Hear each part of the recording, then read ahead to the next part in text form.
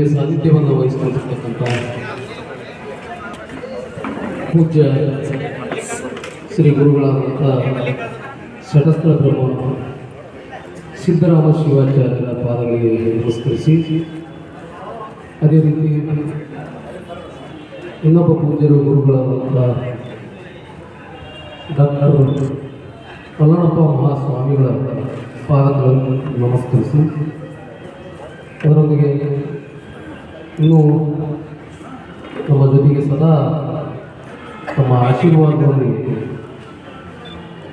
ಈ ವೇದಿಕೆಯಲ್ಲಿ ದಿವ್ಯ ಸಾನ್ನಿಧ್ಯ ವಹಿಸಿಕೊಂಡಿರತಕ್ಕಂಥ ಪೂಜ್ಯ ಶ್ರೀ ಸಿದ್ದಾನಂದ ಸ್ವಾಮಿಗಳ ಪಾದಗಳಿಗೆ ನಮಸ್ಕರಿಸಿ,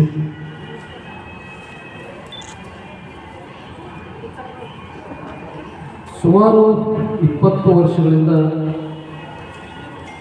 ನಿರಂತರವಾಗಿ ಈ ಸಂಘಟನೆಯನ್ನು ಮಾಡುತ್ತಾ ಬಂದಿದ್ದೀವಿ. ಈ ಸಂಘಟನೆಗೆ ಸದಾ ಪೋಷಕರಾಗಿ, ಸಲಹೆಗಾರರಾಗಿ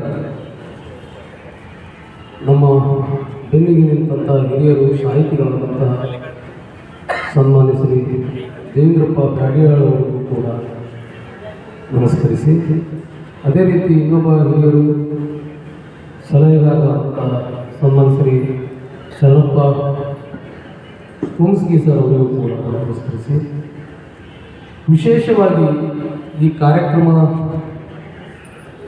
ಇದೇ ರೀತಿ ಮಾಡಬೇಕು, ಇದೇ ರೀತಿ ನಡಿಬೇಕು, ಇದೇ ರೀತಿ ನಡೆಸಬೇಕು ಅನ್ನೋ ಒಂದು ದೃಷ್ಟಿಕೋನ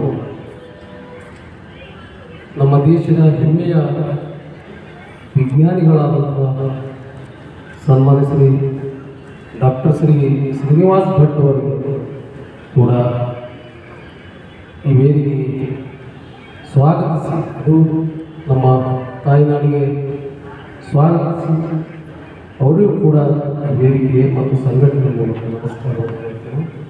ಅದರೊಂದಿಗೆ ವೇದಿಕೆಯಲ್ಲಿ ಆಶೀರ್ವಾಗಿರ್ತಕ್ಕಂಥ ಹಿರಿಯರಾದಂಥ ಡಾಕ್ಟರ್ ನಿಜಲಿಂಗಪ್ಪ ಅವರು, ನಮ್ಮ ಇನ್ನೊಬ್ಬರು ಹಿರಿಯರಾದಂಥ ನೀಲಕಂಠರಾವ್ ಪಾಟೀಲ್ ಅವರು, ಮೋಹನ್ ಪಾಟೀಲ್ ಅವರು, ದೇವೇಂದ್ರ ಚಿತ್ರಹಳ್ಳಿ ಅವರು.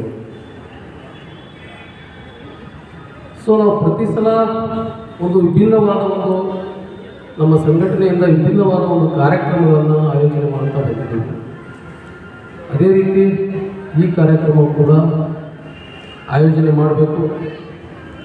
ಸುಮಾರು 10 ರಾಜ್ಯಗಳ ಕನ್ನಡಿಗರನ್ನು ಆಹ್ವಾನಿಸಿ ಅವರನ್ನು ಗೌರವಿಸಬೇಕು ಮತ್ತು ಹಲವಾರು ಕ್ಷೇತ್ರಗಳಲ್ಲಿ ತಮ್ಮದೇ ಆದ ಸೇವೆಯನ್ನು ಸಲ್ಲಿಸಿ ಸಾಧನೆ ಮಾಡಿರ್ತಕ್ಕಂಥ ಸಾಧಕರನ್ನು ಗೌರವಿಸಬೇಕು.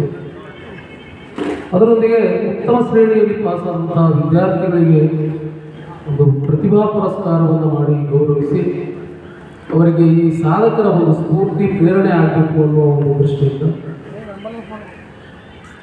ಸುಮಾರು ನಮ್ಮ ಸಂಘಟನೆ 2005ರಲ್ಲಿ ಸ್ಥಾಪನೆ ಆದರೂ ಕೂಡ ಸುಮಾರು 20 ವರ್ಷ ಆದರೂ ಕೂಡ ಸುಮಾರು 10 ವರ್ಷಗಳಿಂದ ನಾವು ನಿರಂತರವಾಗಿ ಏನು ರಾಜ್ಯೋತ್ಸವ ಶಕ್ತಿ ಪ್ರಶಸ್ತಿ ಪುರಸ್ಕಾರ ಹಾಗೂ ಈ ಪ್ರತಿಭಾ ಪುರಸ್ಕಾರ ನಿರಂತರವಾಗಿ ಸದಾ ಸಮಾರಂಭಗಳನ್ನು ಆಯೋಜನೆ ಮಾಡಿ ಗೌರವವನ್ನು ಕೊಡ್ತಕ್ಕಂಥ ಕಾರ್ಯಕ್ರಮ ಸಂಘಟನೆ ಸರ್ವ ಸದಸ್ಯರು ಕೂಡ ಜೊತೆಗೂಡಿ ಬಹಳ ಸುಮಾರು 2 ತಿಂಗಳಿಂದ ಕಷ್ಟಪಟ್ಟು ಕಾರ್ಯಕ್ರಮಗಳನ್ನು ಆಯೋಜನೆ ಮಾಡ್ತೀವಿ. ಅದರ ಜೊತೆಗೆ ಈ ಕಾರ್ಯಕ್ರಮ ಕೂಡ ಸುಮಾರು 2 ತಿಂಗಳಿಂದ ಕೂಡ ಕಾರ್ಯಕ್ರಮವನ್ನು ಆಯೋಜನೆ ಮಾಡ್ತೀವಿ. ನಿರಂತರವಾಗಿ ಹಲವಾರು ಸಂಘಟನೆಗಳು ಇವತ್ತು ಒಂದು ವಿಷಯವನ್ನು ತಮ್ಮೆಲ್ಲರೂ ಪ್ರಸ್ತಾಪ ಮಾಡಬೇಕು. ಯಾಕಂದರೆ ಈ ಕಾರ್ಯಕ್ರಮದಲ್ಲಿ ವಿಷಯವನ್ನು ಪ್ರಸ್ತಾಪ ಮಾಡಬಾರ್ದೇನೋ ಅಂದ್ಕೊಂಡಿದ್ದೀವಿ. ಆದರೆ ಕಾರ್ಯಕ್ರಮ ಒಂದು ಕಡೆ ಇದ್ದರೆ ಆ ವಿಷಯ ಕೂಡ ಅಷ್ಟೇ ಗಂಭೀರ ಸಂಘಟನೆ.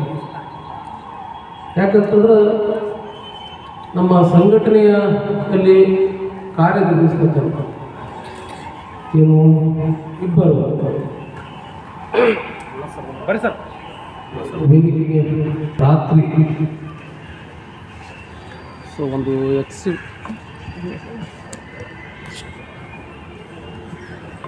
ಇನ್ನೊಂದು ಸಲ ಹೇಳ್ರಿ.